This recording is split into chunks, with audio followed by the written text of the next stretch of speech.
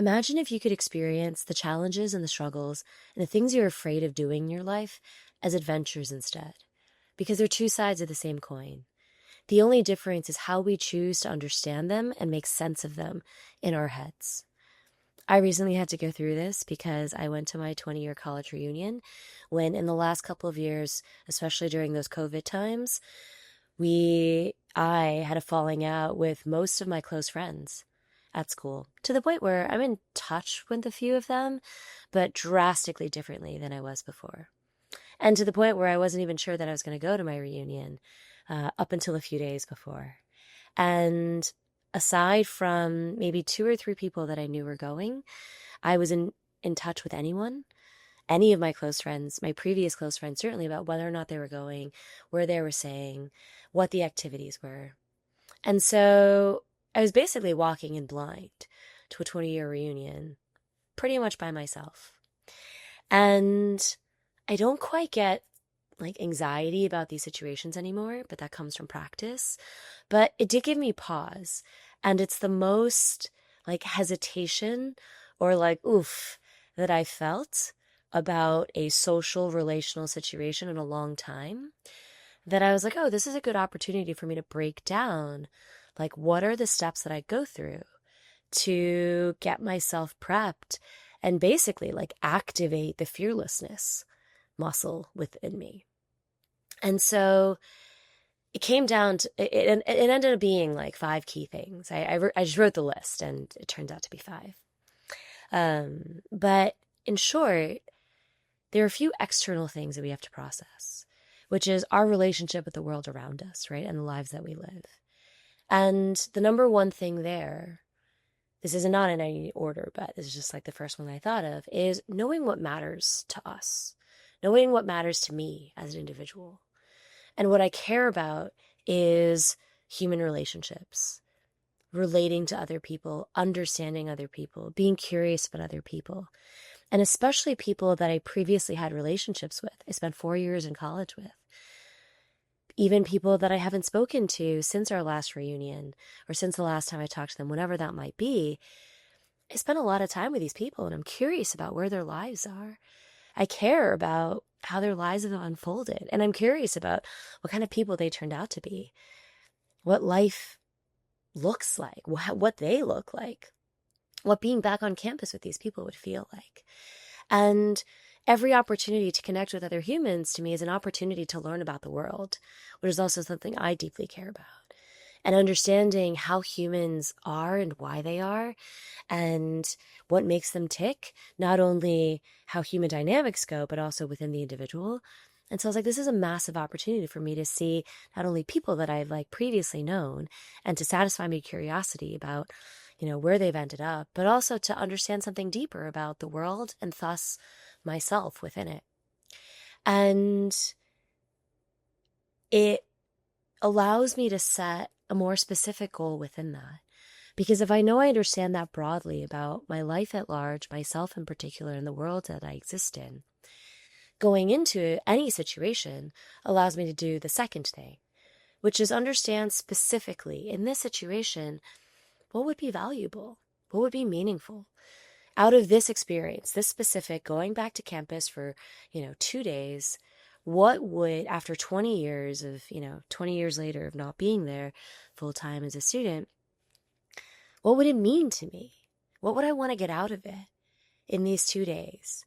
And I understood at a baseline, or what I kind of parsed out, is at a bare minimum, if in those 2 days I got to walk the campus and just go see some new things that were different about where this place that I had been for so long, that had meant so much to me, if I had just caught up with a couple of people and just heard about their life experiences and, heard some stories and shared some hugs and got to say a few heartfelt hellos and exchange some words with people, and I just saw what people looked like after 20 years, that would be plenty.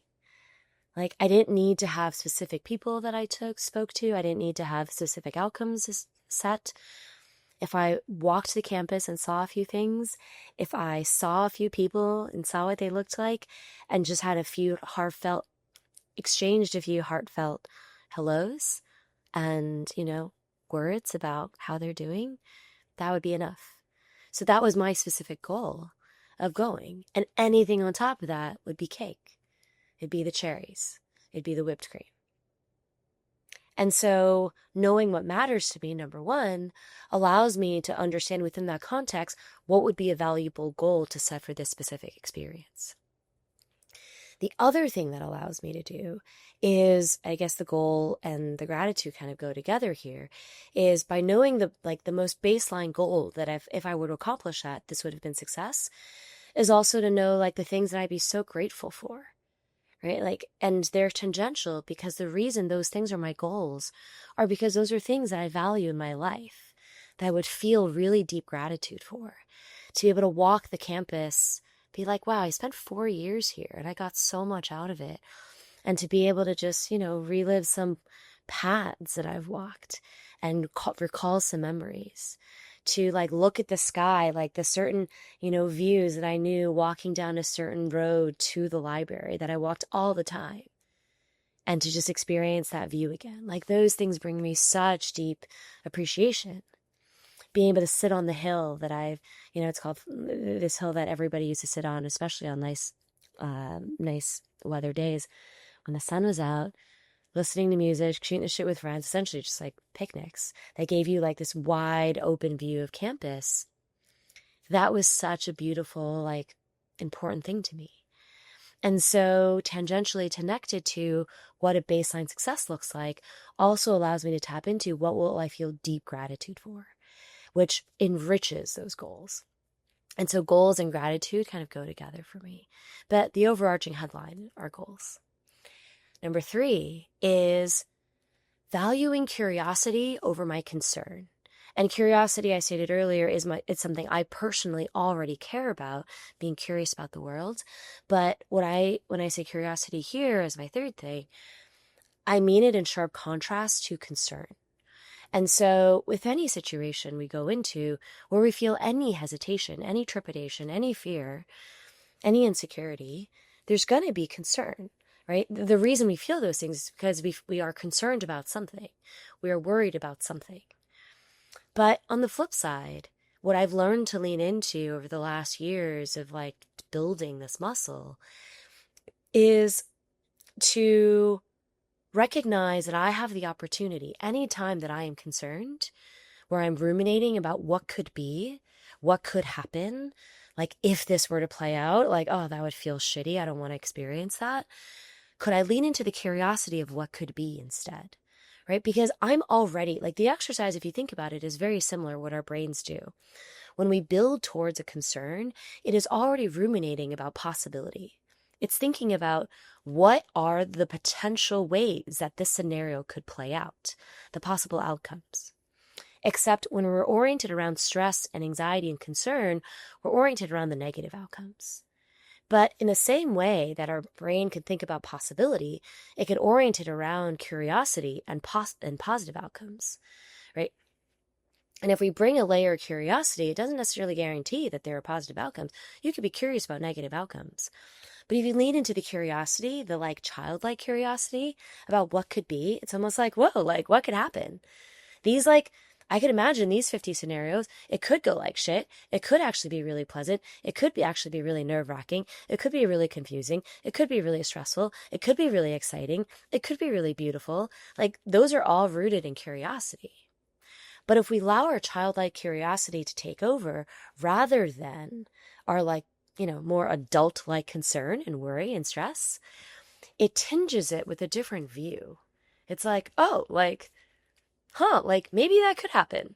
Maybe that shitty thing could happen. But I'm still kind of curious about how it could play out. What would it be like? What would that hard conversation, if it were to happen, be like? What would happen if I saw my ex-best friend that I don't speak to anymore? Do we say hello? Do we exchange a hug? Do we talk it out? I don't know. And by bringing more of that childlike curiosity to it, it expands our sense of possibility around what the outcome could be, and thus our feeling around it, and thus the mindset that we have going into it. Actually, I barely have a voice because I yelled so much during reunion. So this is why my voice is so hoarse. But like bringing the childlike curiosity to it even allows for the concerning events, the things that I was worried about, to be like, huh, maybe that could happen. I wonder if. But what if it doesn't? I can imagine this terrible thing, but what if it could also be this beautiful thing? And thus, the possibilities that are imagined can go any direction, right? Even if I start out imagining a bad scenario about how that terrible conversation could go, how that potentially like uncomfortable confrontation can go, that it also allows for the possibility of like, that could be really beautiful. And actually, I really didn't imagine some heartfelt like makeup conversation, but I had this really beautiful makeup conversation with one of my like previous best friends.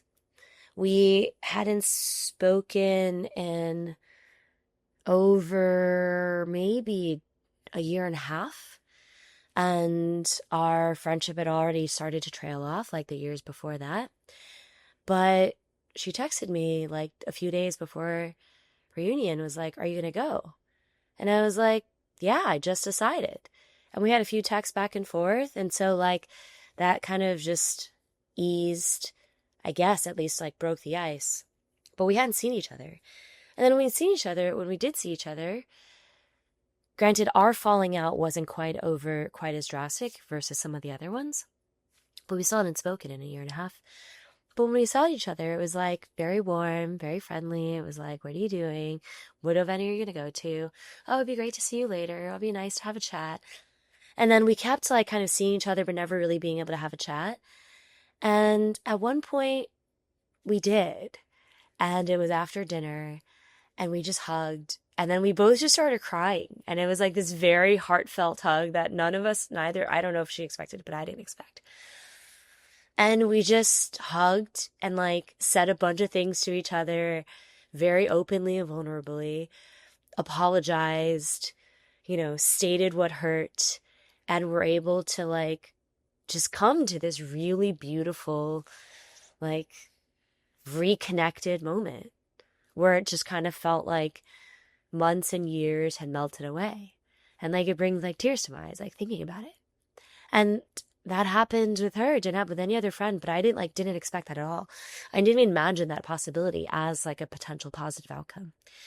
And one of the negative outcomes that I imagined was seeing my ex-best friend, in which we had a more drastic and definitive cutting out where it was like, okay, there is no path forward to friendship.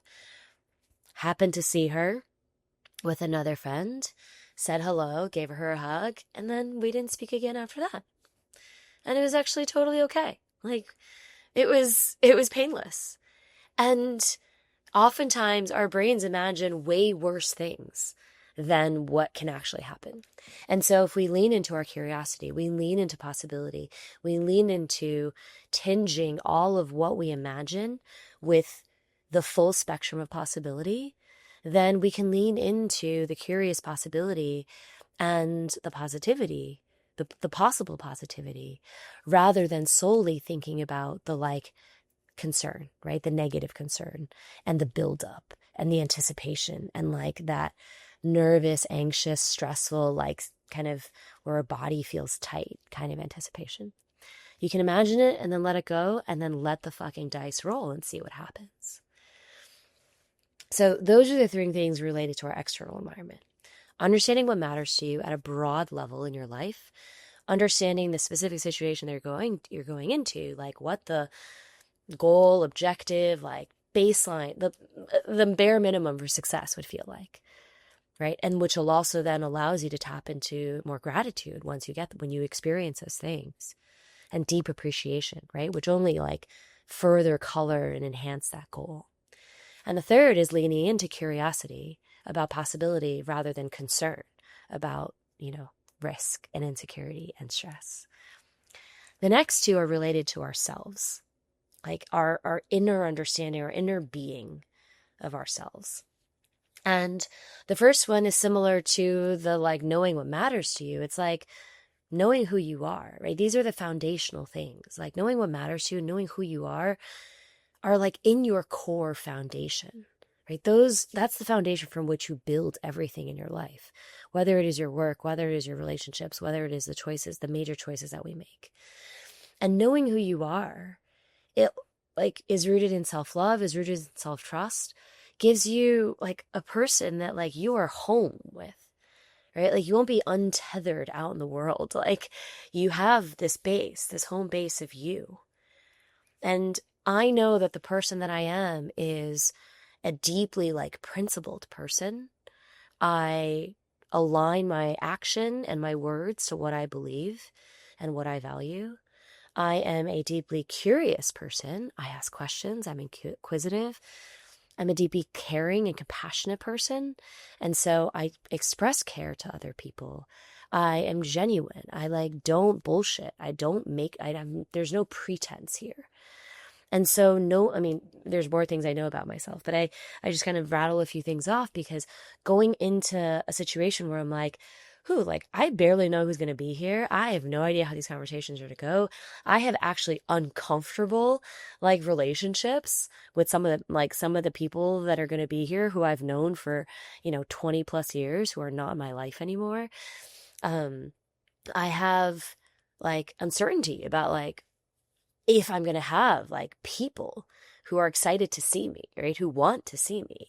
I don't know whether I'm going to feel like an outsider or whether I'm going to feel like I belong here, right? And I went to a very white school too. And so like there's that dynamic too of just like I was often the only Asian person. I was often the only person of color in a lot of my social groups.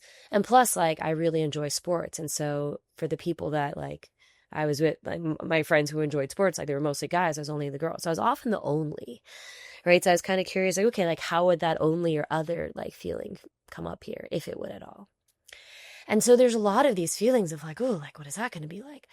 But when I feel like when those things start to like those ruminations come into play, I can be like, okay, I know who I am. I am a loving, caring person. I am a compassionate person. I am a person who is curious and is open and who genuinely like is interested in other people. And so minimum, I know like I can ask other people questions. Like that's what I love doing. I love hearing about how people's lives are. I talk to strangers in the street for 3 hours. I like literally understand people for a living, right? Like I help people clarify their lives for a living. Like I have all the skills. And at the end of the day, like if no one wants to talk to me, I'm still going to have a great time by myself because I often have a good time by myself. It doesn't mean I won't it doesn't mean I won't feel any negative feelings if no one wanted to spend time with me. I just mean that even if no one wanted to spend time with me, there are still places that I would want to walk on campus.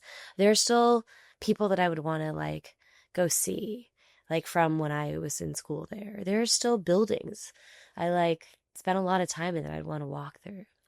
There are still like roads or like pockets of campus that I loved, like certain trees that I remember, like there's these things and I'm like, I know that I would actually like really appreciate these things. So just go and appreciate those things. If it were to happen that like there's a bunch of people you didn't want to like that who if no one there wanted to talk to you.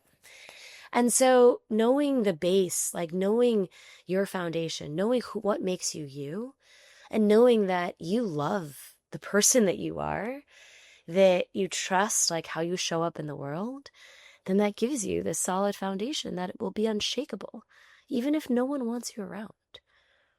And as much as belonging is important in our society, and it sucks to feel like we don't belong, and there was pain associated with that, there are negative feelings that will come in. Like I said, I would feel bad about that. I would still know how I belong to myself, right? Because our belonging begins, especially as adults, like we're not born understanding that our belonging is with ourselves, because we understand that our belonging is connected to like the people that are going to keep us alive. And so the social belonging is critical, but so many of us forget that like there is also a belonging to ourselves. belonging to like who this person is, this authentic, like whole person.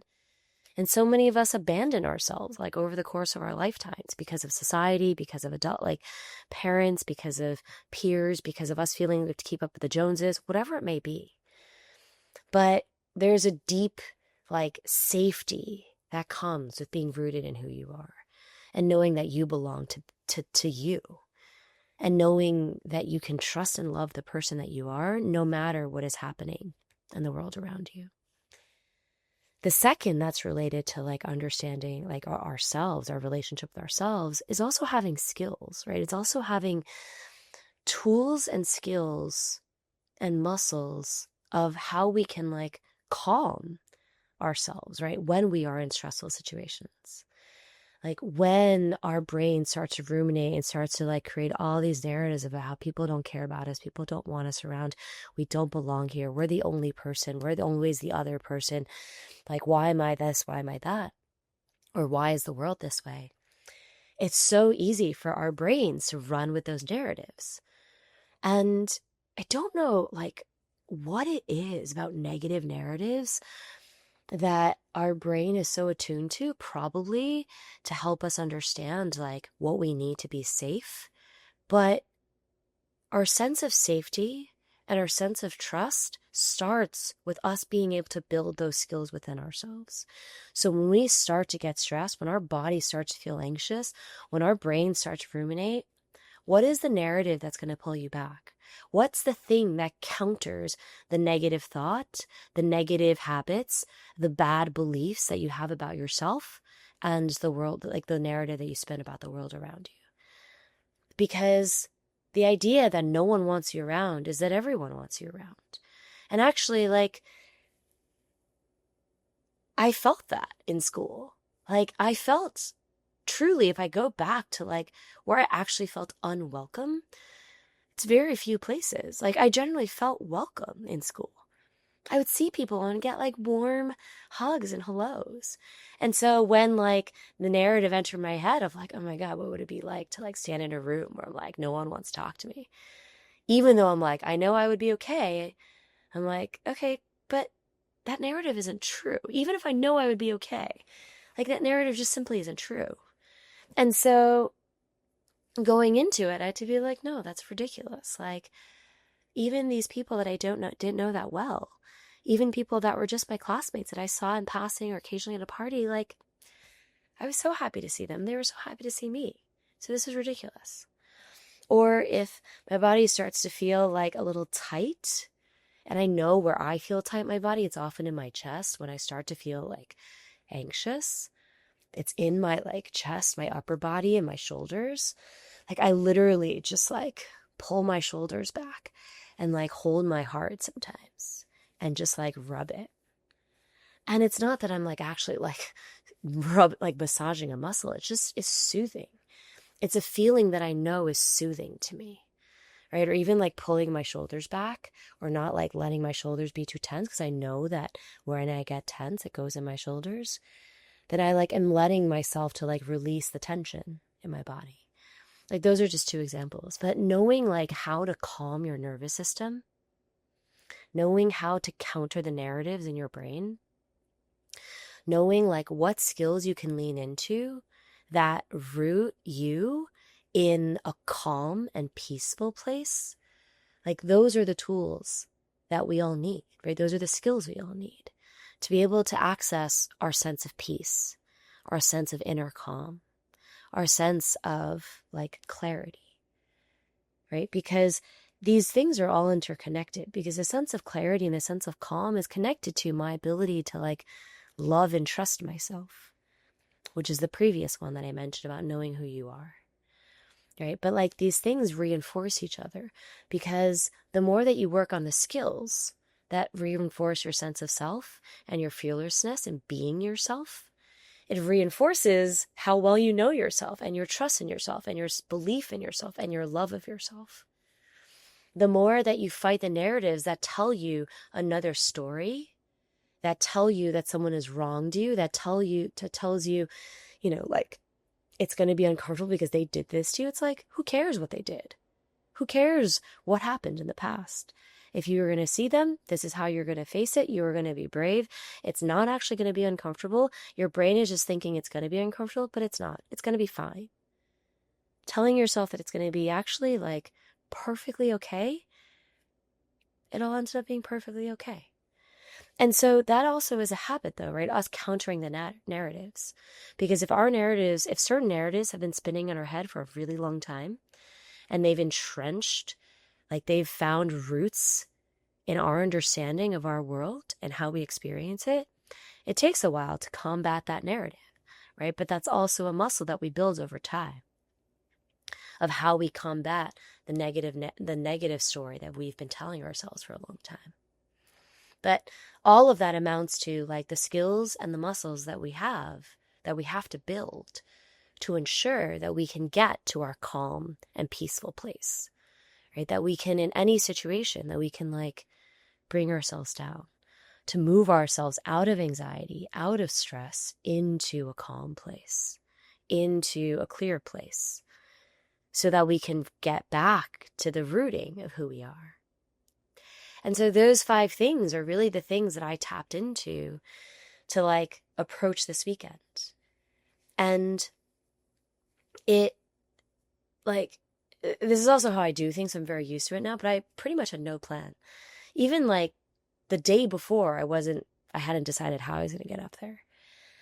I ended up taking a train with a friend who was taking a train. I ended up crashing with a friend who offered me like to crash in their hotel room. Like, and that I knew the week before, so but I hadn't like decided. And so dealing, like, for me, one way that I've built more of my muscles is like putting myself in more uncertain situations. And so this entire 20-year reunion weekend was me building the practice, right? And the emphasis across all of these 5 points is practice, is getting your reps in. And so maybe that's a 6th thing, but essentially like this point really is connected to all 5, is because you have to practice every single one of these 5. And this weekend was a great practice for me because it was a larger situation in terms of time commitment and the number of people that I had to face that I hadn't seen in a long time. And it was basically a, full almost 36 to 48 hours of uncertainty. Everything was uncertain. Everything was unpredictable. Nothing was planned out. And every moment gave you the opportunity to tap one of those 5 or all of them or some combination of them to work through, okay, how do I deal with this? What matters to me? How do I root myself? Okay, like, how do I calm this like stress right now? Like, they're all opportunities to get our reps in. And every single day that we are out in the world is an opportunity to get our reps in, to build the muscles where we're weak, to change the narratives in our head that have been ingrained for a long time that don't work for us anymore and don't help us in life. And if you think about these 5 things across any situation that you're in, it could be work, it could be personal, it could be romantic, it could be about a major decision that you're making. It's any challenge, right? It's rooting yourselves in the things that matter to you in this life. It is knowing what you're trying to achieve with the situation that you're in at a baseline, so that if what the minimum success entails, such that you could walk out of the situation still feeling like you got something out of it. And related to the goals is like then being able to like further tap into your gratitude. 3rd is like leaning into curiosity about possibility rather than your concern and your rumination about what could go wrong. Those things like are all important across any situations, any difficult situation that we're in life. And then 4th, being able to root yourself, being able to come back home to yourself, knowing what grounds you in any situation that you're going to go into is so important, because then you always have yourself to come back to. Right? You know who you are. You always have you to trust. And the last is knowing the skills that bring you, like knowing the skills and the muscles that get you to calm, that get you to peace. Because if we can't calm ourselves, get us to a place of clarity and peace, we'll just be taken over by situations, by external forces. We have to be able to bring ourselves down to a calm, place where we can make sound decisions and we can act with thoughtfulness, act without feeling reactive, right? Act without a stress response. And so ultimately, in short, basically I'd lost 2 of my best friendships, people that I'd known for 20 plus years. Well, 3, and 1 that feels like we've been able to heal and reconnect. I'd lost 2 core friend groups that were kind of my 2 bases in school that I was pretty much disconnected from, and thus was did not belong anymore, and ended up leaving the weekend feeling like I had so many new people that I had such deeper appreciation for. And if anything, without thinking about what I'd lost going into it, I walked out of it with so much. And I walked out of it with what felt like brand new friendships. People that I hadn't seen in a while that I'd felt deeply connected to over the weekend, and was like, we should really keep in touch and see each other more. And it turned into the most beautiful of opportunities. And so much possibility. And I truly believe that with all aspects of our lives, even the things that don't turn out well, because I could leave this weekend spinning a different narrative about the fact that I'm still not friends with 2 very close friends that I had lost, 2 of my best friends that I had lost in this time. And that nothing was healed, and they barely didn't say a single word. 2 of them didn't say a single word to me. And that was a bummer. But instead, those are losses that I had made peace with, and I don't carry with me very deeply, in the sense that I recognize them, and they are painful when I think about them. But I don't go around being like, this is a massive loss that I have. It's something that happened that I can leave in the past and kind of set there. And I can go into this weekend being I came out of it with new friendships and new opportunities to build with people that I didn't know quite as well 20 years ago, but I now have the opportunity to.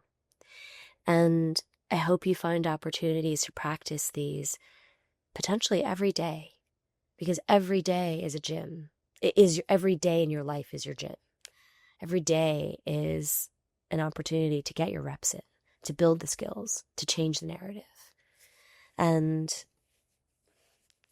being fearless doesn't start tomorrow, but you can build the muscles, or it doesn't happen tomorrow, but you can build the muscles that move you in that direction. Because the more uncertainty that you face, the more unpredictability that you face, the more comfortable you get with it. And the more comfortable you get with it, and the more practice that you get with it, the more fearlessness you will feel. And if you want a space to talk about that, we meet currently weekly. It's a free call. And it's essentially like a mental gym. Come talk about what's getting in the way of you being authentically you, fearlessly you, and what is getting in the way of the life that you want to live, that's aligned to yourself and to your purpose and meaning. And let's see what skills you need to build in order to do that. I hope to see you there.